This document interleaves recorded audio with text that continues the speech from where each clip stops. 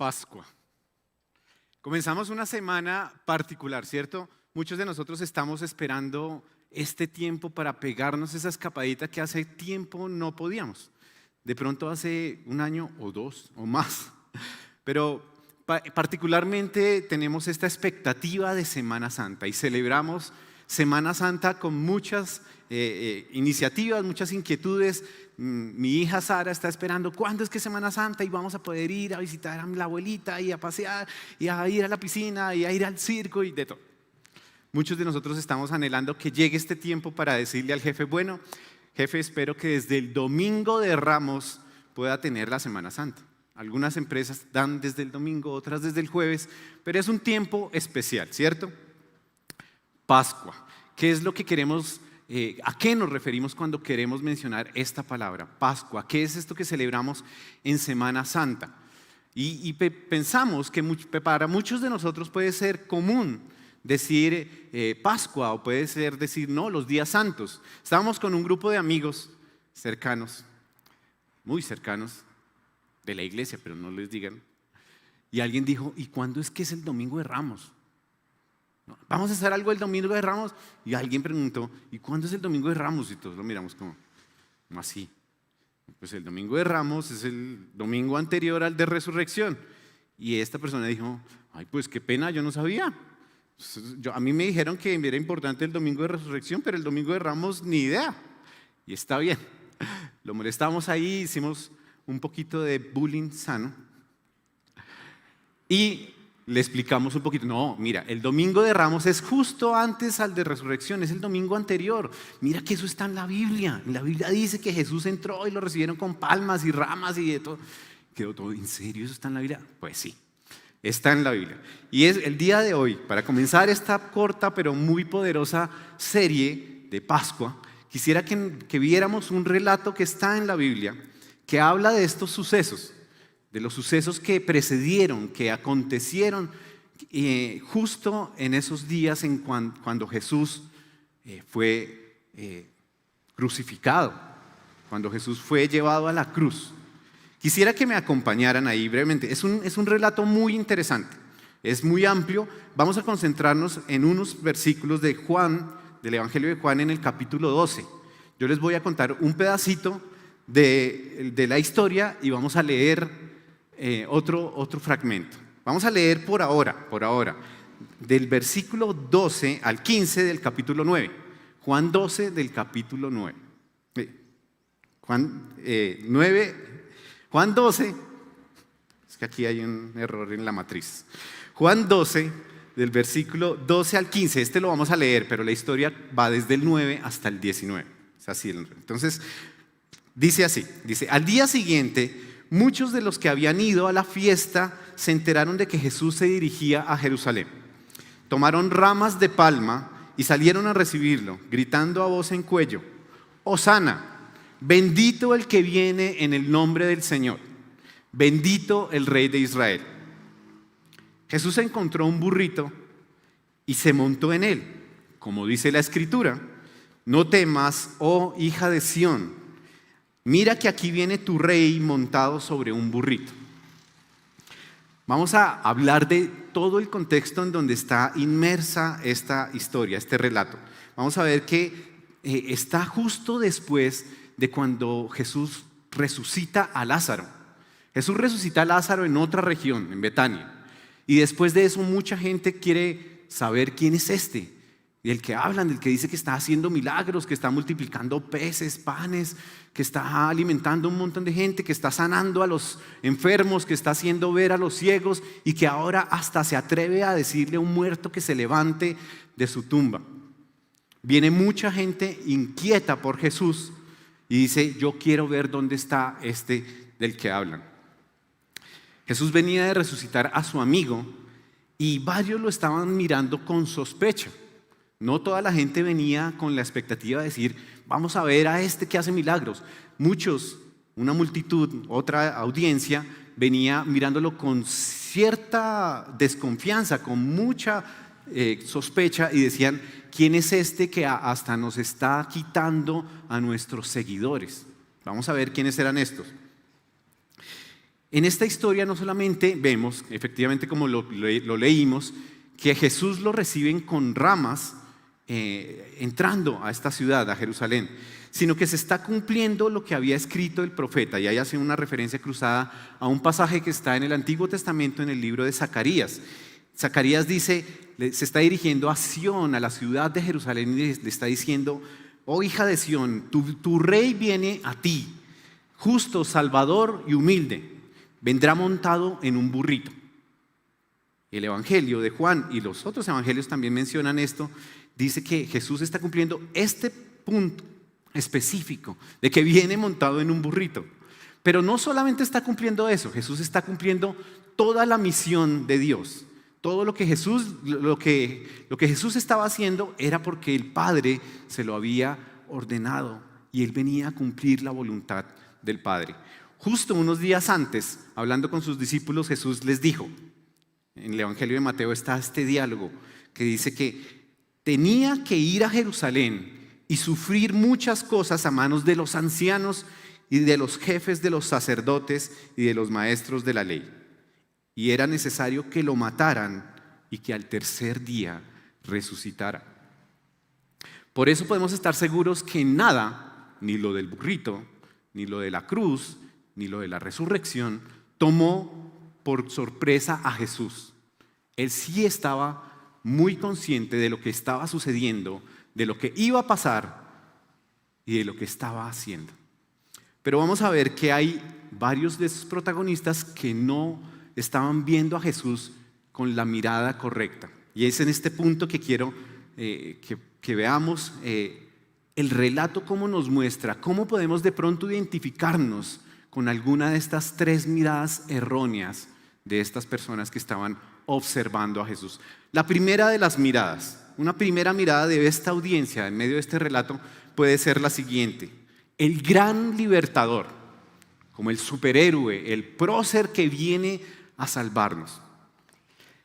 Dice que muchos salieron a la calle, tomaron mantos, ramos de palmera y gritos de alabanza, de reconocimiento. El pasaje en el versículo 13 dice: tomaron ramas de palma y salieron a recibirlo, gritando a voz en cuello: Hosana, bendito el que viene en el nombre del Señor, bendito el Rey de Israel. Eso resultaba muy extraño, pero en realidad para el pueblo tenían la percepción, tenían la idea de que esto iba a suceder en algún momento. Ellos sabían de las Escrituras, el pueblo judío sabía que iba a venir un Mesías, que iba a venir alguien que iba a devolver la gloria que algún día tuvo el pueblo de Israel. Gritaban Hosana, que significa salve, salve ahora. Aquí viene el enviado de Dios. En el Salmo 118 está específicamente este cántico. Y resulta que sus expectativas eran esas. Eran que viniera un Mesías que los sacara de la opresión en la que estaban, que los liberara del imperio que los estaba oprimiendo. En este momento era Roma, pero muchos años antes venía el imperio griego y conquistó todo el mundo conocido, y el pueblo de Israel tuvo que someterse una y otra vez, y ni se diga años antes, los reinos que conquistaron al reino de Israel y al reino de Judá, y los israelitas tuvieron que soportar todo eso que sucedió. Pues claro, con gran ansiedad estaban viendo que este maestro, este profeta, estaba haciendo grandes señales, milagros, cosas que asombraban a cualquiera. Y decían, claro, este es el que nos viene a liberar, el que viene a devolver la gloria del tiempo del rey David. La gloria que tuvimos en épocas pasadas, y va a sacar a todos nuestros enemigos. Pues estaban equivocados. ¿Por qué estaban equivocados? Porque Jesús sí venía como rey, y esa señal que él hizo y que él cumplió la profecía de entrar a la gran ciudad de Jerusalén montado en un burrito, sí era un símbolo de reinado, de que viene el soberano y entra para ser alabado. Pero no como ellos esperaban. No como ellos esperaban. Con muy buenas intenciones ellos le gritaron eso, pero ellos no se daban cuenta que Jesús no venía a liberarlos de Roma, que no venía a sacarles a sus enemigos y devolver la gloria del templo de Jerusalén, no como ellos imaginaban. Y es en este punto donde esta primera mala observación puede llegar a nosotros. No podemos observar a Jesús como nuestro gran libertador que nos viene a liberar de nuestros problemas, de nuestras enfermedades, aunque puede, pero no es simplemente que viene a liberarnos de nuestras cargas. No es Jesús el que viene a transformar nuestra sociedad, porque Él es el gran prócer. Sería muy extraño que en estos días de tensión electoral sacáramos ramas y palmas y le dijéramos a alguno o al otro, digamos que hay tres: salve, oh Pepito Pérez, tú eres el que va a arreglar esta cuestión. Tú eres el que va a arreglar la economía, la sociedad, la injusticia, la corrupción en Colombia. Y entonces vivimos eso en estos días. Y en lugar de hacer vínculos y amistades y exaltar el nombre de Jesús, lo que hacemos es en nuestros diálogos, ya sea en persona o en las redes sociales, romper relaciones con esos temas tan inútiles, dice la palabra. No tengan conversaciones inútiles. Pues Jesús viene a liberarnos, sí. Jesús viene a cambiar nuestra sociedad, sí. Jesús viene a liberarnos de nuestros enemigos, sí. Jesús viene a librarnos de nuestras cargas, sí, pero no con la corta expectativa que nosotros podemos llegar a tener. Jesús viene a ser el libertador de su pueblo, aquel que había sido anunciado por los profetas, pero a liberarnos de algo mucho más grave que el imperio romano, y era su pecado. Y Jesús está para liberarnos de algo mucho más grave que el gobierno de turno, que la guerra en el mundo, del cambio climático. Jesús viene a librarnos de lo que hay en nuestro corazón, de ese pecado que no nos deja ser lo que Él quiere que seamos. Él viene a liberarnos de lo verdaderamente importante, porque Él es más grande de lo que imaginamos.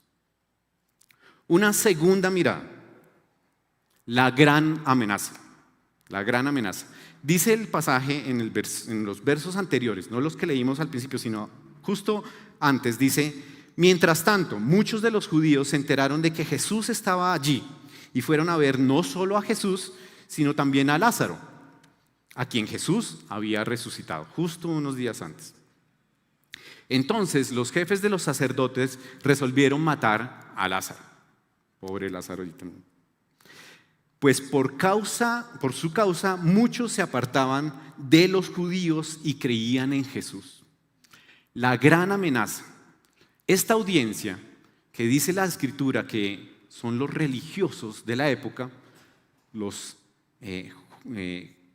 jefes de la ley, los sacerdotes, empezaron a ver a Jesús como la gran amenaza que les estaba quitando su audiencia, que les estaba quitando a sus adeptos. Y el pobre Lázaro, recién resucitado, me imagino que estaba reordenando sus cosas, porque, no sé, cobrando el seguro que no pudo cobrar, y bueno, qué sé yo. Estaba emocionado porque tenía una segunda oportunidad de vivir, y vienen estos y le dicen: no, ¿sabe qué? Matemos otra vez a Lázaro. Pobrecito. No solamente veían con sospecha a Jesús, con la gran amenaza, sino que ahora el Lázaro tenía que cargar con estas consecuencias. Esta audiencia estaba teniendo esta observación errónea de Jesús como la gran amenaza, porque no fueron capaces de reconocer que Él era el Mesías anunciado, el que los profetas habían dicho todas las promesas. Y se suponía que ellos eran los que conocían la ley. Y se suponía que estos eran los que oraban 3 veces al día y ayunaban y le decían a todos cómo debían comportarse, y los que decían que se tiene que guardar la ley. ¿Y qué pasó? Lo ven ahora como la gran amenaza. Y es que Jesús iba en contra de sus propios intereses. Ellos querían seguir sosteniendo ese poder que tenían no solamente a nivel religioso, sino social. Pero ellos no fueron capaces de ver a Jesús en su completa dimensión.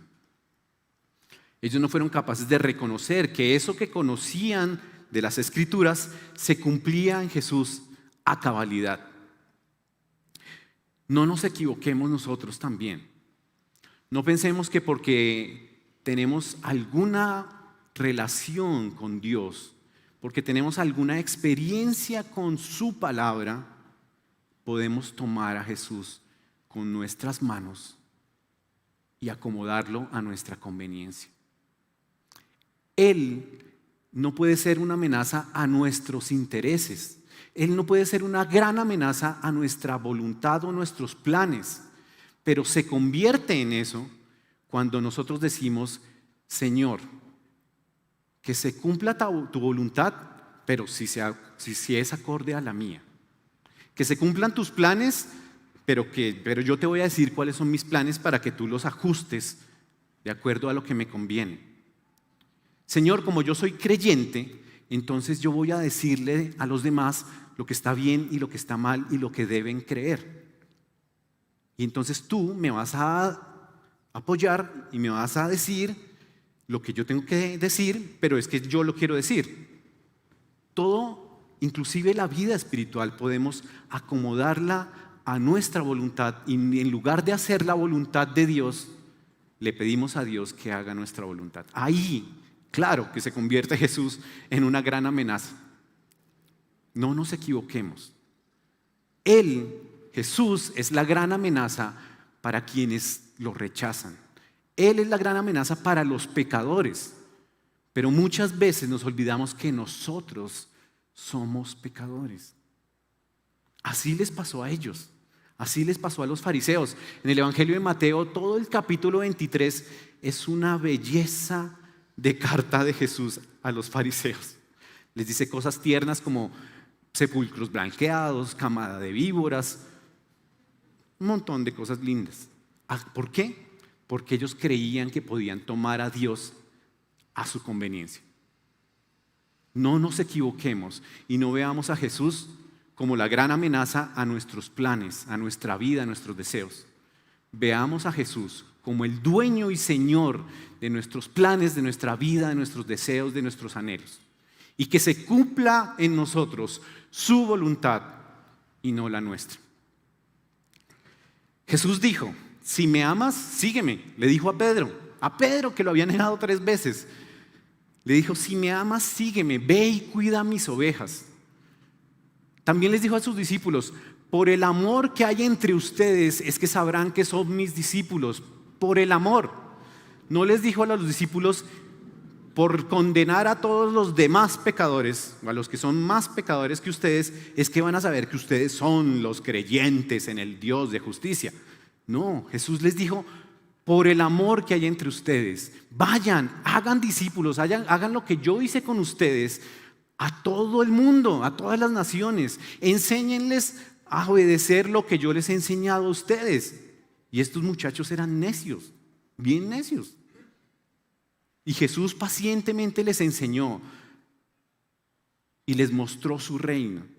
Y les dijo: vayan y hagan lo mismo con otros.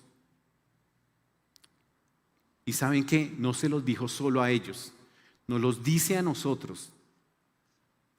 Así como yo los he amado, amen a los demás, sobre todo a los que no me conocen.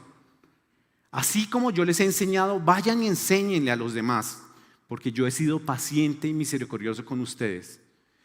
Y así como yo los he acogido como mis hermanos, como los he adoptado para que tengan una relación con mi Padre, hagan lo mismo con otros. Y si nosotros no hacemos eso, estamos acomodando nuestros planes a nuestra voluntad y no a la de Él. Una tercera mirada. Tenemos la del gran libertador, que no cumplió las expectativas de esta audiencia, como la gran amenaza, porque claro, quería hasta acomodarlos a sus planes. Y una tercera mirada es la de conveniencia. Y la audiencia que mira a Jesús con una mirada conveniente, desafortunadamente en este caso son los discípulos. Uno diría: pero ¿por qué los discípulos se estaban portando ya un poquito mejor y todo? Pero veamos este pasaje. En el versículo 16 dice: al principio sus discípulos no entendieron lo que sucedía. Solo después de que Jesús fue glorificado, se dieron cuenta de que se había cumplido en él lo que de él estaba escrito. Los discípulos estaban con Jesús y viendo todas estas señales, caminando con Él durante los años que pudieron caminar con Él. Se aproximaban a esta semana final con Él y todavía estaban como, ¿pero este tipo qué? Pues sí, lo del burrito y todo, y lo reciben y lo quieren mucho, pero ¿qué? Los discípulos, no con mala intención, estoy seguro, o bueno, por lo menos Judas de pronto sí, pero los demás digamos que no. Los demás estaban recibiendo de Jesús cosas muy convenientes, muy buenas. Estaban con Jesús porque Jesús les enseñaba con autoridad, porque Jesús los alimentaba, porque Jesús les daba sabiduría. Ellos mismos dijeron, ¿a quién iremos? Solamente tú tienes palabras de vida eterna. Jesús les estaba dando esperanza a los discípulos, les estaba enseñando cosas que ellos querían saber de Dios, pero en todo caso no lograban tener una mirada correcta y completa de Jesús. Y dice el Juan en este pasaje que sus discípulos no entendieron. Solamente hasta cuando Jesús fue glorificado es que ellos entienden. Días después es que Jesús toma sentido para ellos y dicen, claro, eso que nos enseñó, eso que nos dijo, eso que hizo y que nos delegó a nosotros, ahora tiene sentido. No nos equivoquemos nosotros también, de buena intención como los discípulos, pero no nos equivoquemos también al quitarle la dimensión completa de quién Jesús es. Cuando vemos esta historia, cuando vemos todo lo que pasó con Jesús, cuando vemos todas las señales que Él hizo, vemos que Él no es solamente un buen maestro que viene a enseñarnos cosas morales o que viene a enseñarnos a decir qué es lo bueno y qué es lo malo. Sí, pero no es solo eso. Que como los discípulos podamos ver la dimensión de Jesús.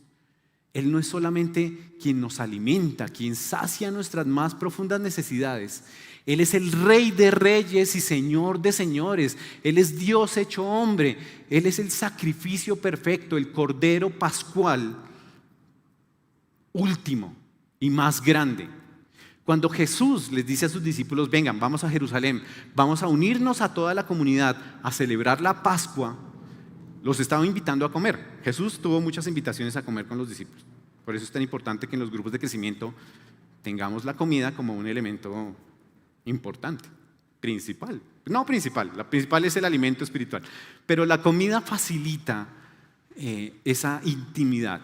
Y Jesús, incluso en esta última cena, les dice a los discípulos, vamos a celebrar la Pascua. ¿Y qué es la Pascua? ¿Qué era esa fiesta grande en la que toda la multitud venía a la gran ciudad a celebrar?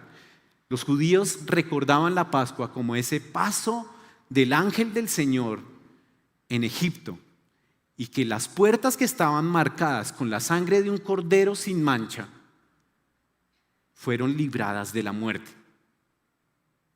Y ellos venían cada año con sus seres queridos a tomar esta cena especial y celebrar la Pascua. Y Jesús dijo, caminen, vamos, entremos a Jerusalén y vamos a preparar la Pascua. Y Jesús les enseñó que Él era ese Cordero perfecto, que su sangre iba a librarlos, no solamente a ellos, sino a toda la humanidad, a todos los que creamos en Él. Y hagamos ese símbolo como lo hizo el pueblo de Israel, que marquemos nuestra puerta con su sangre en sacrificio. Nos iba a librar de la muerte del pecado y nos iba a dar la salvación. No limitemos a Jesús a cosas convenientes. Señor, te pido que me des este viaje. Jesús, yo confío en ti, entonces confío que me das este esposito. No mejor este otro. Jesús, yo confío en ti, entonces tú me vas a dar un buen mercado esta semana. Mira que he tenido que sufrir escaseces. Está bien, Jesús puede y quiere hacerlo, nos ama. Jesús quiere proveer carro, casa, beca, esposo, esposa, hijos, lo que sea. Él puede hacerlo, pero no lo limitemos a eso. No lo limitemos a lo que nos conviene en el momento. Jesús es el Rey de Reyes, el Señor de Señores, es el Salvador de la humanidad, de todos aquellos que creamos que Él murió en la cruz por nosotros, pero que no se quedó en esa cruz, sino que resucitó al tercer día y venció a la muerte para darnos salvación. Jesús es el Salvador, no es simplemente mi proveedor. Sí es mi proveedor, pero no lo limitemos a eso. No limitemos nuestra observación a Jesús como lo hicieron inocentemente los discípulos. Estas tres miradas nos hacen pensar en cómo vemos a Jesús, cómo observamos a Jesús. ¿Qué es lo que celebramos en Semana Santa? ¿Qué es lo que decimos que es la Pascua aquí y ahora?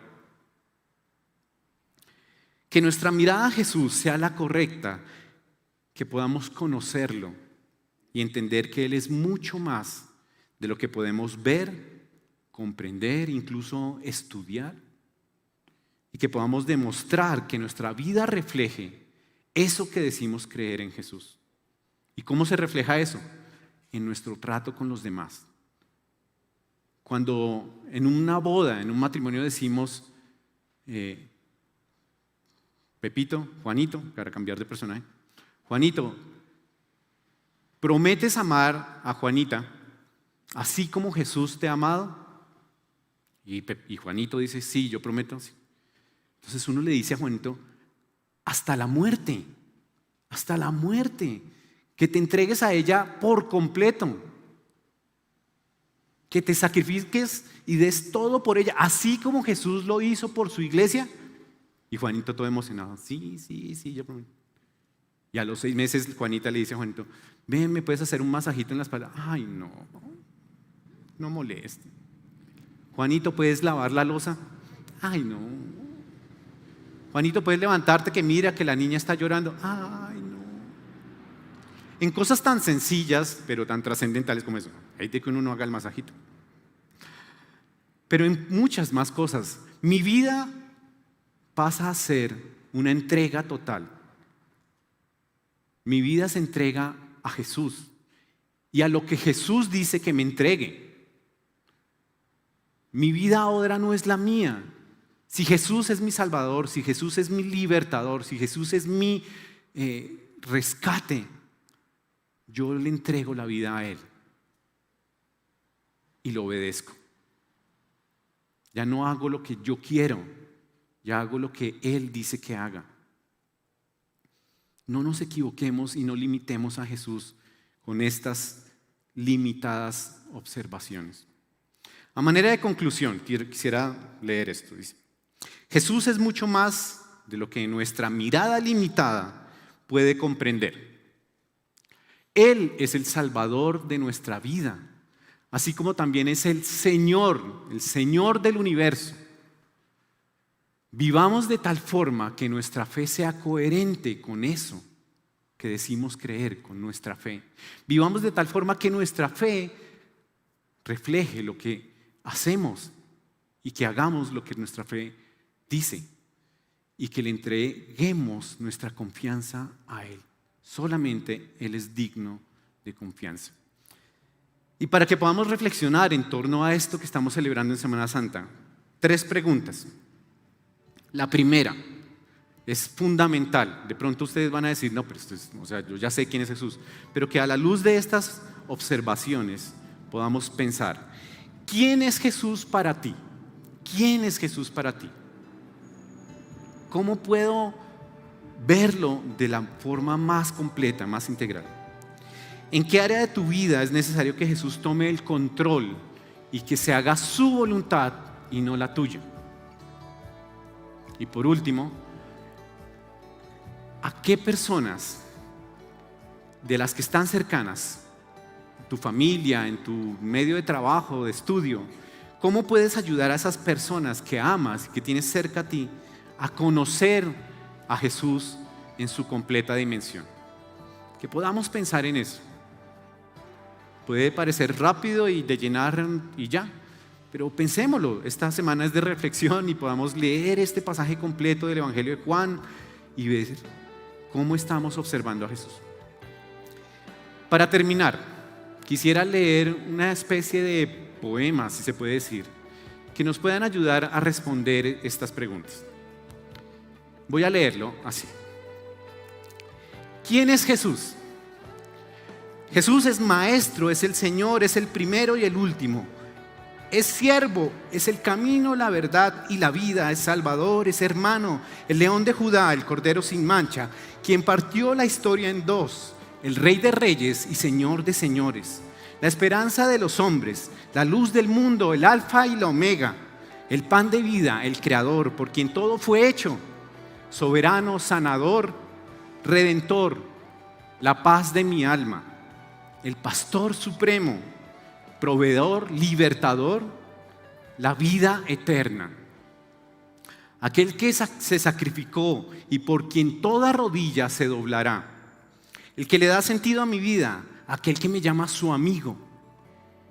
Hijo de Dios, admirable consejero, Dios fuerte, príncipe de paz, sumo sacerdote, Dios con nosotros, misericordioso, amoroso, bondadoso, justo, glorioso, magnífico, vencedor. Aquel único y digno, quien vendrá pronto de nuevo. Él es Jesús, quien nació en un pesebre y caminó en este mundo para enseñarme. Murió en la cruz para rescatarme. Quien me perdona, quien me restaura, quien promete estar conmigo todos los días de mi vida hasta el fin del mundo. Él es Jesús, mi Señor y mi Salvador.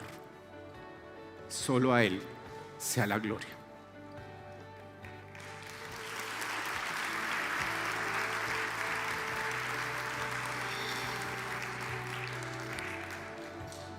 Que ese aplauso sea para el Rey de Reyes y Señor de Señores.